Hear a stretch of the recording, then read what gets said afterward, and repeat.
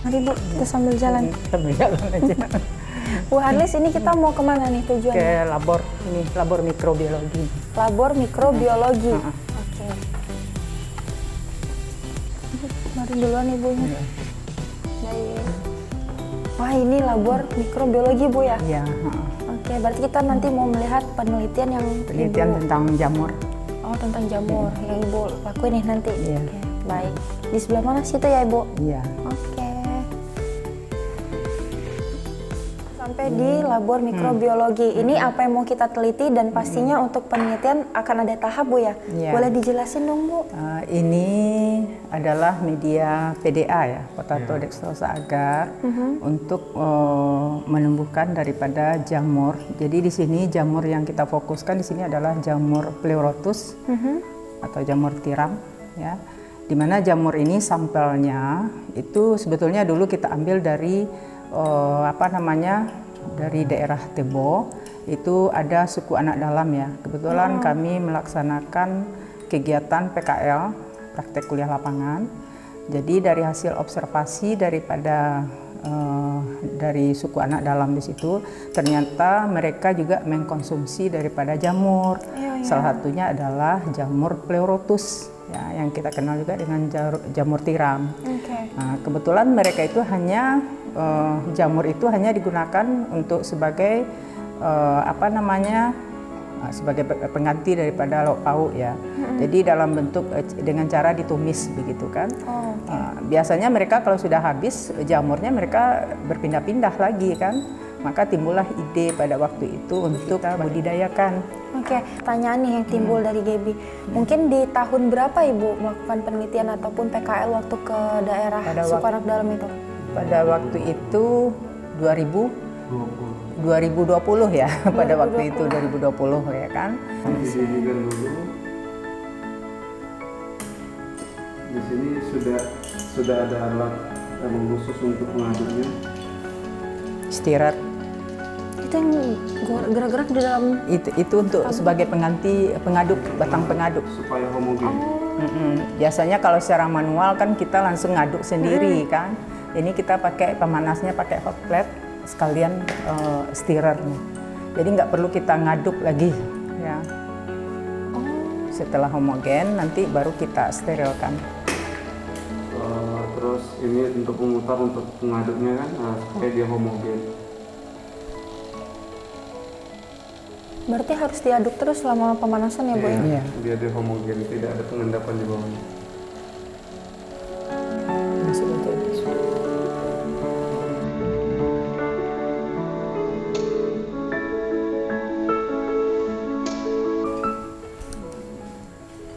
Oh gitu.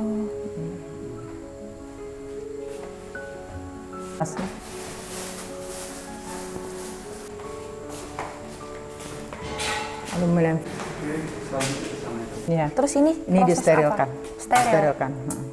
Berarti sampai mendidih yang tadi sudah menjadi homogen, baru kita sterilkan. Tujuan daripada sterilisasi ini supaya mikroorganisme lain yang tidak kita inginkan nggak tumbuh gitu. Jadi misalnya kita ingin menumbuhkan pleurotus atau jamur tiram, betul-betul itu hanya yang kita tumbuhkan. Berarti yang untuk lainnya, bagian lainnya itu tidak termasuk untuk menghindari kontaminasi sebetulnya kan. Takutnya nanti kalau tidak disterilkan mikrobanya sudah ada di media itu, mikroba lain kan. Untuk mengembangbiakkan daripada ini. Jadi semuanya harus steril posisinya.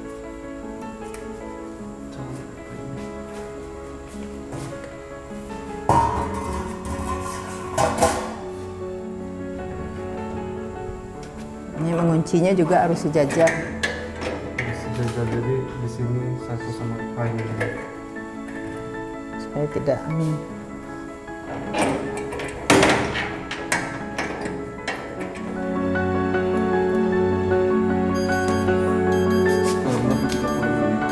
Jadi ini pertama Kalau untuk suhu berapa nih Bapak? suhunya nanti kan sampai 100 derajat ini. Iya. 121. 21 derajat. 121 itu dibiarkan 15 menit. Iya. Untuk mendinginkannya kembali. Iya. Enggak, sterilisasinya itu selama 15 menit.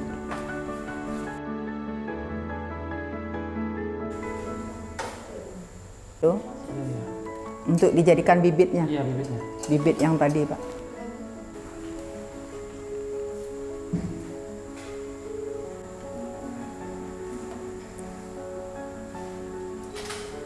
Itu untuk sampel atau gimana Pak? Ini yang kultur itu. Jadi ada bagian yang harus dikultur itu bukan bagian ininya, tapi bagian sininya.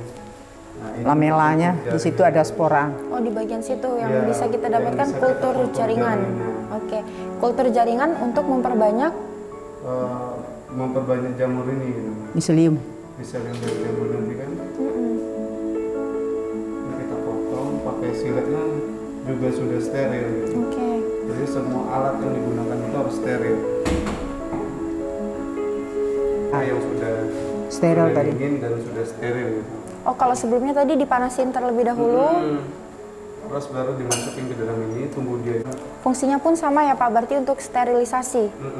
Makanya dihangatkan terlebih dahulu ya sebelum kita gunakan. Oke. Nah, ini jadi posisinya seperti ini di bagian tengah-tengah atau di mana. Nah, jadi ini sudah masuk, baru kita inikan lagi.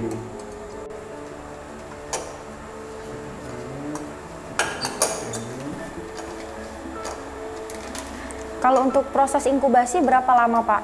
Kita Tunggu dia sampai penuh. Boleh juga ditaruh di selain cawan petri kan, boleh pakai botol ini juga kan. Ini kan medianya kan. Jadi seperti kapas ini jamurin. 2 hari dibiarkan untuk jamurnya tumbuh Bu. Ini yang dari jamur yang kita lihat sebanyak ini, 1 botol ini yang kita perlukan. Ya, ini setelah dari sini baru kita buat bibitnya itu pakai media jagung. Kita kasih ini kan 3 OC lah. Cara mengambilnya pakai jarum OC kan. Nah, jadinya seperti ini bibitnya. Nah, dari bibit inilah yang kita ambil untuk ditaruh di backlog. Backlog untuk media jamur untuk budidaya jamur. Jadi prosesnya dari sini. Ini 1 bibit itu berapa dijual? 12.000 ya kan? 1 bibit 12.000 bisa ngasilin jamur yang tumbuhnya itu sekali rimbun itu Bu ya? Yang di backlog kita kan ya? Botol ini kurang lebih 50 backlog.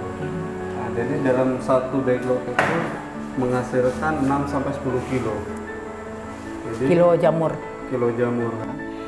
Diawali dari PKL, praktek kuliah lapangan mahasiswa. Kebetulan saya mengampu mata kuliah mikologi ya. Jadi mahasiswa saya bawa ke lapangan. Pada waktu itu yang dituju itu adalah lingkungan suku anak dalam, ya kan? Kenapa saya menelusuri suku anak dalam? Karena dari hasil observasi yang kami amati, ternyata suku anak dalam itu juga mengkonsumsi jamur. Di antara beberapa jamur yang mereka konsumsi, sebetulnya banyak ya, tidak hanya jamur tiram, tetapi juga ada jamur namanya Schizophyllum. Jamur kuku juga, dan ada juga jamur jamur kuping ya. Tetapi saya di sini hanya mengambil 1 sampel saja, yaitu jamur tiram. Ya, jadi dari hasil observasi itu mereka hanya menggunakan jamur ini sebatas untuk pembuatan pengganti daripada lauk pauk. Ya kan, kita tahu bahwa suku anak dalam itu kan hidupnya nomaden ya, sering berpindah-pindah.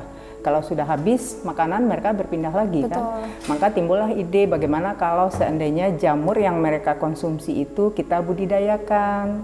Maka kami bersama dengan ada tim yaitu dari Kerpiwan ya, mencoba untuk membudidayakan daripada jamur tiram. Jadi itu sudah kita mulai dari 2020 ya. Kebetulan tempatnya nggak jauh dari Mendalo ya. Nah, dari hasil budidayanya itu biasanya kan mereka mengkonsumsi hanya dengan cara menumis ya kan. Nah, ternyata jamur tiram ini timbul ide bagi kami bagaimana kalau seandainya produknya ini banyak. Kan sayang kalau seandainya tidak digunakan secara maksimal. Maka jamur ini kami buatlah beberapa produk, diantaranya ada jamur crispy, ada rendang jamur. Kita tahu bahwa rendang jamur ini kan cukup awet juga ya kalau kita konsumsi, biasanya kan bahan bakunya daging. Iya. Nah, bagaimana kalau kita ganti dengan jamur? Nah, diganti dengan jamur, rasanya juga nggak kalah dibandingkan dengan daging. Dan harga kandungan gizinya juga cukup baik. Ya, hampir samalah dengan daging ya. Daging Bu ya. Protein nabatinya, ya kan? Jadi itu asal mulanya. Kami kembang biakan di lapor. Di antaranya tadi kita menggunakan media PDA tadi kan untuk menumbuhkannya. Setelah kita tumbuhkan, kemudian kita buat bibit daripada jamur ini supaya bisa diperbanyakkan. Bibitnya di sini kita menggunakan media jagung. Ya, setelah ditumbuhkan tadi di atas media PDA sudah banyak miseliumnya. Kemudian kita ambillah dari miselium itu dan kita tumbuhkan di atas media jagung. Jagung ini sebelum kita gunakan juga disterilkan supaya menghindari kontaminasi dari mikroorganisme lain yang tidak kita inginkan. Jadi itu. Nah, jadilah seperti ini bibit ini. Bibit ini bisa kita perbanyak lagi nih. Dari bibit bisa diperbanyak menjadi bibit kembali. Bisa diperbanyak lagi. Ada beberapa bibit kalau kita ingin berbisnis ya kan, ini bisa dijual gitu kan.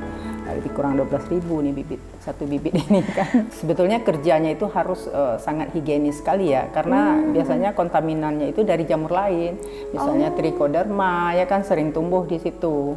Jadi harus sangat higienis kerjanya, kalau tidak ya terkontaminasi oleh mikroorganisme lain dan terhambat pertumbuhannya. Untuk satu jamur yang kita teliti bisa menghasilkan berapa? Ini dari satu bibit ini bisa 50 baklok. 50 baklok? Satu baklok itu bisa menghasilkan 6 kilo lah, lebih kurang 6 kilo. Ya kan, kalau kita jual lumayan juga kan. Untuk prosesnya sendiri? Kalau di baklok itu lebih kurang 30 hari lah, 30 hari ya, sudah bisa kita panen ya. 30 sampai 50 hari lah sudah bisa kita panen kalau kita tumbuhkan di baklok. Kemudian setiap hari itu kita bisa panen jamurnya itu. Makanya kalau seandainya tidak kan orang menjual jamur ini tidak hanya dalam kondisi yang segar seperti ini kan. Biasanya ada yang ya kebanyakan kalau di pasar orang menjual dalam kondisi yang seperti ini, segar kan. Tetapi kita karena kalau seandainya hanya dalam bentuk dalam keadaan segar saja kita konsumsi, kan ada yang berlebih, ini kan sayang, takutnya busuk kan. Makanya kita buat produk yang kita sebut di sini itu jamur crispy, itu diantaranya. Sini kita akan pakai untuk menumbuhkannya lagi pakai yang baklok itu dari bahan bakunya dari serbuk gergaji. Itu ada serbuk gergaji ya, jamur makro. Ada jamur mikro ya kan, mikroskopis itu misalnya jamur tempe ya kan, itu kan Rhizopus oligosporus. Kalau jamur makro ini kan jenisnya bermacam-macam. Kalau kita di alam itu ada juga jamur yang beracun ya. Contohnya amanita itu beracun. Biasanya untuk indikator beracun apa tidaknya itu dari kalau seandainya ada serangga yang hinggap di sini berarti nggak beracun ya. Karena kan serangga pun bisa mengkonsumsinya Bu ya gitu. Kalau ya? beracun kan nggak mau serangga hinggap kan.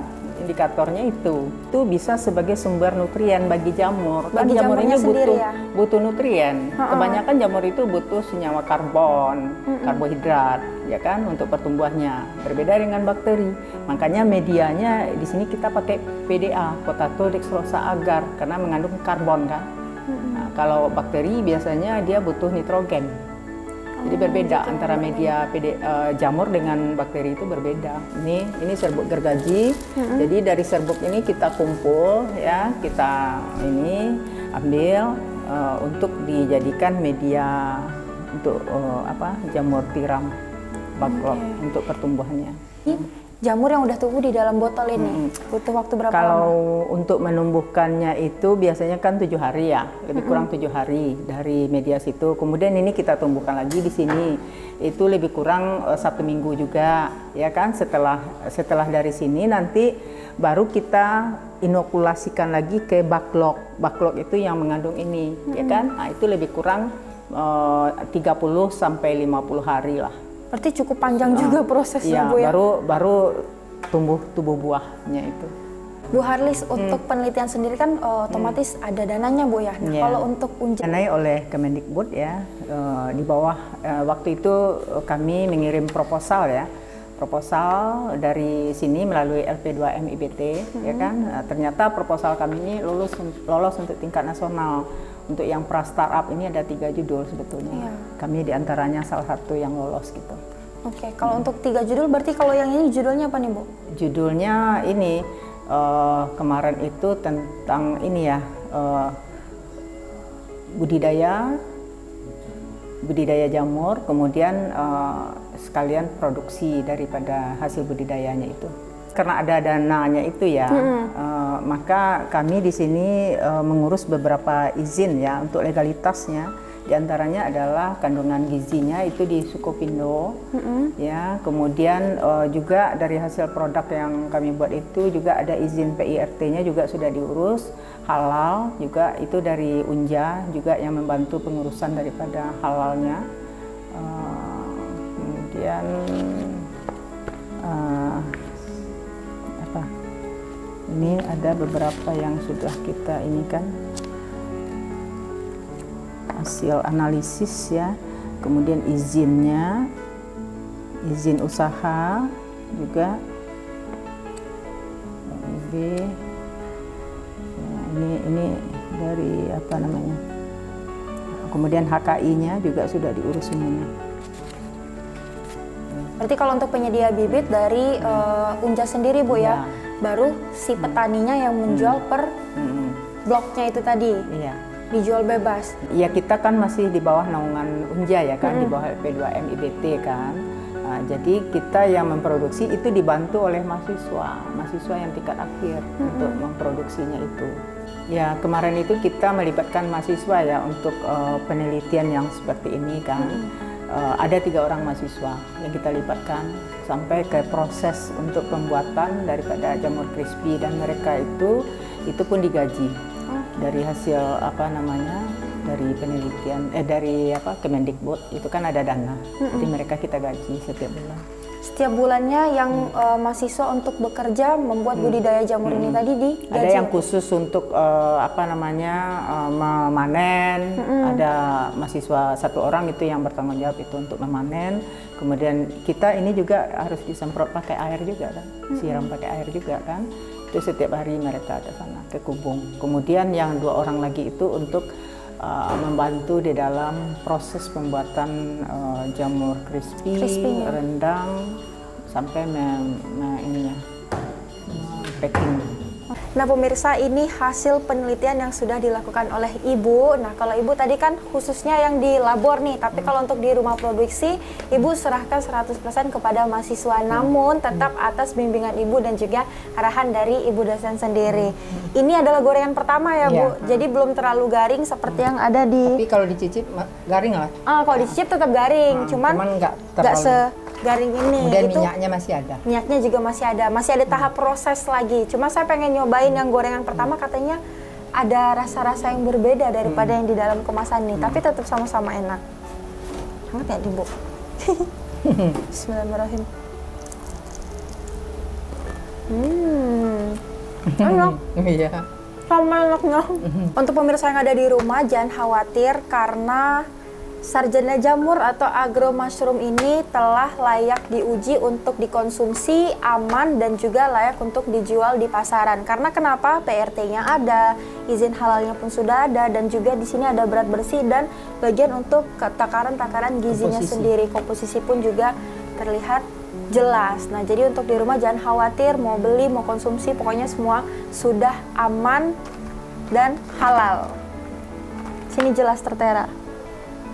Expirednya ada, terus juga diproduksi olehnya juga ada, komposisinya, terus ada standar gizi, dan ada PRT serta label halalnya.